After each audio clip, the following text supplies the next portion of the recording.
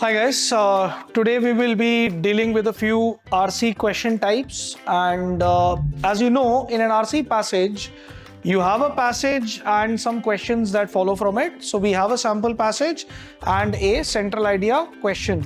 So before I discuss this question type in detail and explain with the help of the example that we have, I'd like to give you an overview of what the main idea, central idea, primary purpose question actually asks you. So in this question type, there are 2 or 3 things that you have to keep in mind.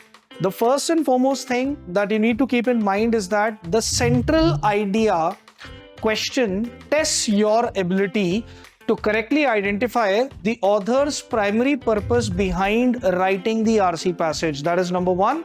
Secondly, the correct answer in this question type should not exaggerate or undermine whatever information is given there. When I say exaggerate or undermine, what I really mean is ये बड़ा चढ़ा के नहीं दिखाना चाहिए जो लिखा है पैसेज में, साथ ही साथ उसको बहुत ज़्यादा डाउन प्ले करके भी नहीं दिखाना चाहिए. It has to show things the way they are. So you need an answer choice that is pretty much covering the objective or the reason behind writing the passage, right? So if you look at this passage that is there, what is it talking about? It's talking about the fact that by the time the institution of slavery was established in Great Britain, an organized revolt against it started in America. There was an incontrovertible understanding that slavery as an institution and organized revolt against it was subject to the same hypocrisy that marked the movements earlier. लंबा sentence है, पहले इसको decode करते हैं. लंबे sentence का short में मतलब क्या है? शॉर्ट में मतलब ये है कि देखो, जब ये इंस्टीट्यूशन ऑफ स्लेवरी एस्टैब्लिश हुआ कहाँ पे? ग्रेट ब्रिटेन में और अमेरिका में उसके खिलाफ रिवोल्ट या बगावत स्टार्ट हुई, तो एक चीज तो इनडिस्प्यूटेबल था. Incontrovertible means something that is indisputable, that which cannot be challenged, that which cannot be questioned. So there was an indisputable understanding that slavery as an institution and revolt against it had the same hypocrisy which marked the movements earlier. Hypocrisy का मतलब क्या होता है? Hypocrisy is when you say something and do the exact opposite. So if you're saying something and sort of doing the exact opposite, you're indulging in an act of hypocrisy. Now let us not interpret the word, let us not look at the word our way. Let us see how the author is explaining the hypocrisy involved here.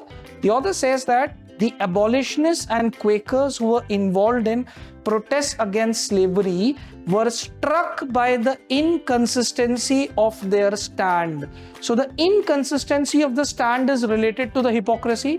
भाई अगर किसी के stand या viewpoint में inconsistency है तो ये mail नहीं खा रहा. It is not matching. That is exactly what that sentence is telling you.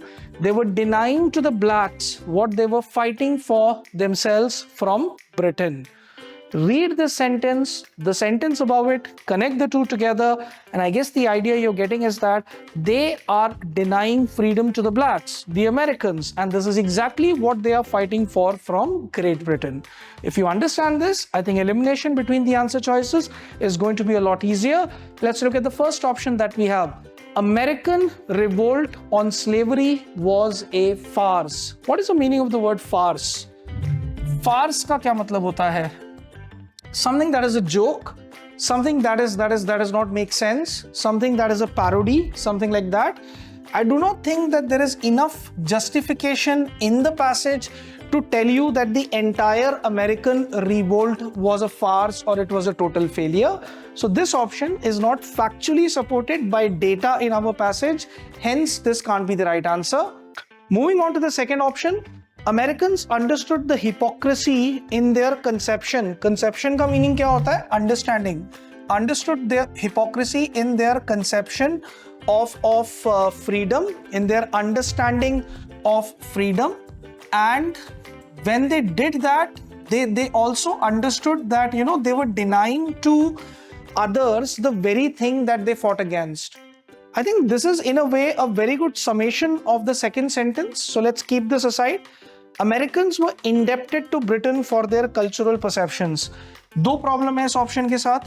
एक तो ये जो टर्म कल्चरल परसेप्शन है, I do not think that the term cultural perception is mentioned anywhere in the passage. Secondly, when you say that x is indebted to y, it means that x is in a way owing a favor to someone else, or probably आप indebted हो तो क्या हो, आपको किसी के साथ बहुत बड़ा एक sense of gratitude है because you have benefited from there.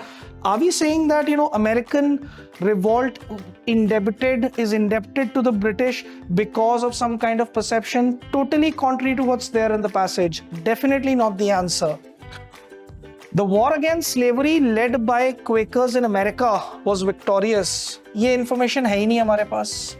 We do not have any information in the passage which suggests that the war was successful or unsuccessful. When that is the case, you cannot add information that is not there in the passage.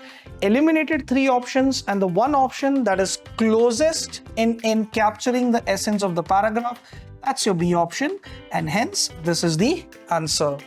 I hope you guys were able to understand what a main idea question is, and in subsequent videos we will be discussing more of this question type. Thank you for watching. Stay tuned. Hello guys, in our videos we have tried to explain a few concepts to you, and I hope you have benefited from watching these videos. In case you enjoyed watching these videos, please feel free to like and share them.